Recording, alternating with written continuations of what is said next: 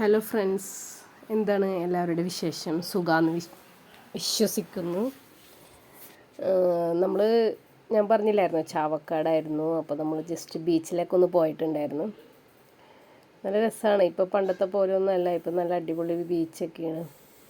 അപ്പോൾ നമ്മൾ കുറച്ച് നേരം ബീച്ചിലൊക്കെ പോയി എൻജോയ് ചെയ്തിരിക്കുന്നത് സഹാബിക്ക് ഭയങ്കര ഇഷ്ടമാണ്. പിന്നെ ഇപ്പോൾ നിങ്ങളീ കാണുന്ന സ്ഥലം നമ്മുടെ ചാവക്കാടിൻ്റെ പ്രത്യേകതയായിട്ട് ഇപ്പോൾ അവിടെ ഒരു സ്ഥലമുണ്ട്. അതായത് മിനി വാഗമൺ എന്നറിയപ്പെടുന്നൊരു സ്ഥലമുണ്ട്. അതിൻ്റെ അടുത്താണ് നമ്മുടെ വീട് വരുന്നത്. അപ്പോൾ നമ്മൾ ജസ്റ്റ് അവിടേക്ക് ഒന്ന് പോയി കാണാൻ നല്ല രസമുണ്ട്. അടിപൊളി ഫോട്ടോസും കാര്യങ്ങളും ഒക്കെ എടുക്കാൻ പറ്റുന്നൊരു പ്ലേസാണ്. അതുപോലെ ഒരുപാട് പേര് വന്നിട്ടുണ്ടായിരുന്നു നമ്മൾ ഫോട്ടോസും ഒക്കെ ചെയ്യാൻ വേണ്ടി, കല്യാണം കഴിഞ്ഞവർ. ഇപ്പോൾ നമ്മുടെ വീടിൻ്റെ ഫ്രണ്ട് ഭാഗമാണ് ഈ കാണുന്നത്. അതായത് അതിമനോഹരമായിട്ട് കിടക്കുന്നൊരു പാടം എന്ന് പറയാൻ പറ്റില്ല, നല്ല രസമാണ് കാണാൻ. എന്തോരം കണ്ടാലും മതി വരാത്തൊരു സ്ഥലമാണ്. നമ്മുടെ വീടിൻ്റെ നേരെ ഫ്രണ്ടിലുള്ള ഭാഗമാണ് ഈ കാണുന്നത്.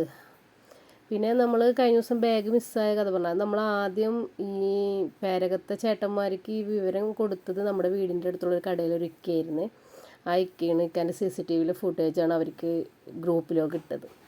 അങ്ങനെയാണ് അതെല്ലാവരിലും എത്തിയത്. അപ്പോൾ ഇത് ജസ്റ്റ് ചാവക്കാടത്തൊരു വിഷ്വൽസ് മാത്രം ഞാൻ എടുത്ത് വെച്ചിട്ടുണ്ടായിരുന്നില്ല. അപ്പോൾ ഞാനത് അപ്ലോഡ് ചെയ്യാമെന്ന് വിചാരിച്ച്.